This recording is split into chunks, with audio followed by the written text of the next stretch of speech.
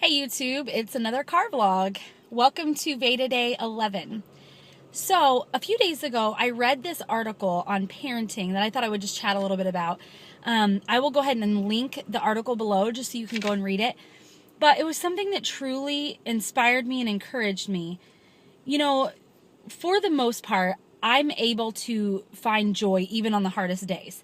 Even when things have kind of like hit the fan, I'm almost that person, like in the midst of that, I find something funny or find a way to be like, okay, but we still have this, or this is still good, or it could be worse. I do have my days. Being a mom is super hard. Being a wife is super hard. Being a student is super hard. Life is super hard, right?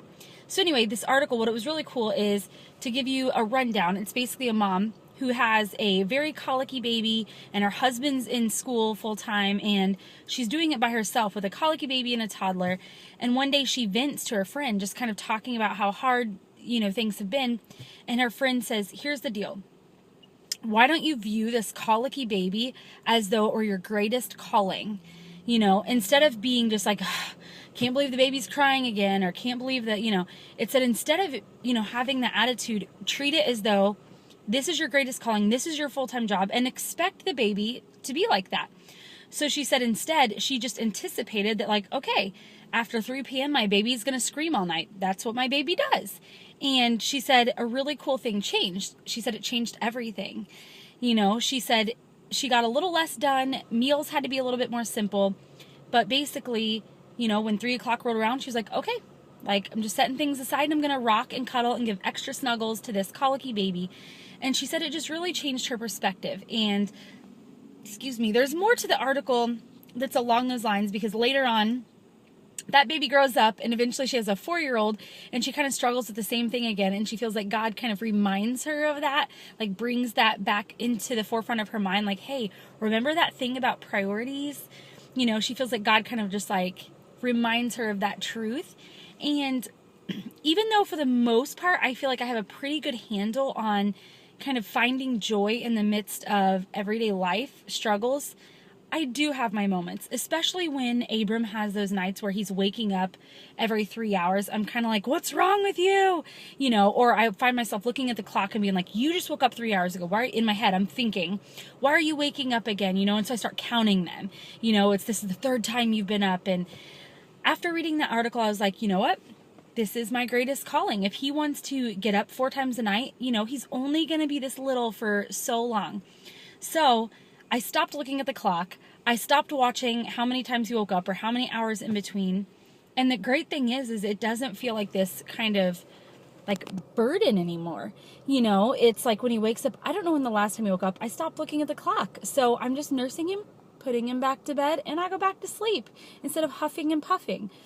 The really cool thing about the article is it kind of bleeds into everything else in your life. For instance, I'll give you a little bit of what's going on in my life right now. I have a friend who is struggling with some things in her life, and basically I'm committing for the next week to really just kind of walk alongside her in some things she's going through. And she made a comment that like, yeah, but I don't want this to be a job to you, and I want you to do your own life. And the thing is that like, God put me here for a reason. Like, I'm in her life right now in this season, as close as we are, for a reason. And, just like Abram's my greatest calling in a lot of ways, like at night, my calling right now is to be there for this friend, to be there with her, walking through the stage of life, literally carrying her burdens with her.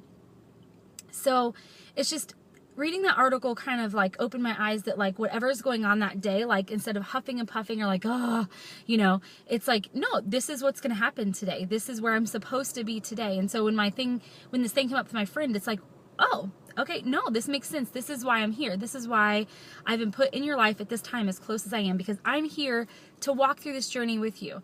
And so, yeah, it was just really encouraging. I hope you guys can go read it, and it's not some profound thing, but it did encourage me, and I hope it can encourage you with whatever you're going through, to kind of take on that mentality instead of kind of dragging your feet, like picking up, putting on your running shoes and being like, let's do this.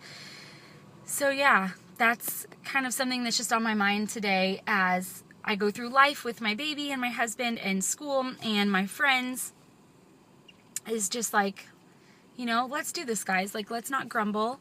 Let's hit the ground running and kind of take life by the horns, if you will, and, change our perspective. I also read a quote. I thought this was really cool, and it's kind of been my mantra. Is that what it is? My mantra? It's been my mantra for a while. But anyway, no, it said, either change your situation or change your attitude.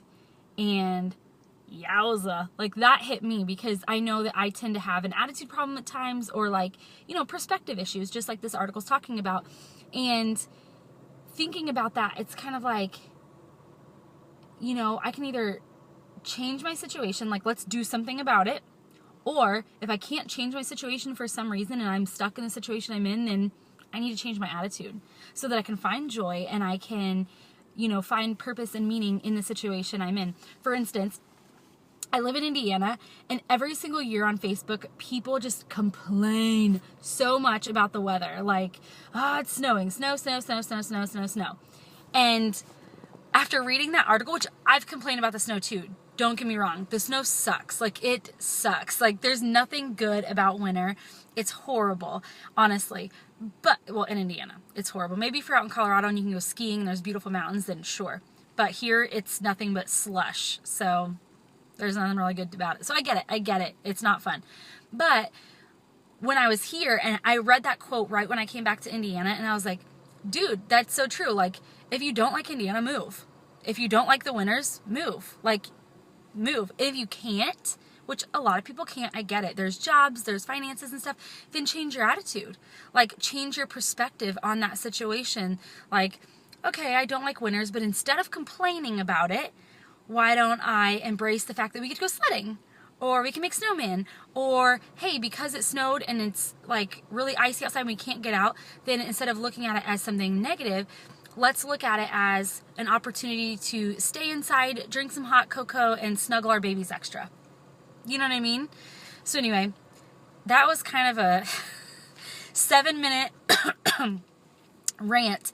And honestly, like, none of this is pointed at anybody. It's about myself, because I definitely have perspective issues, attitude issues, complaints, hard time finding joy.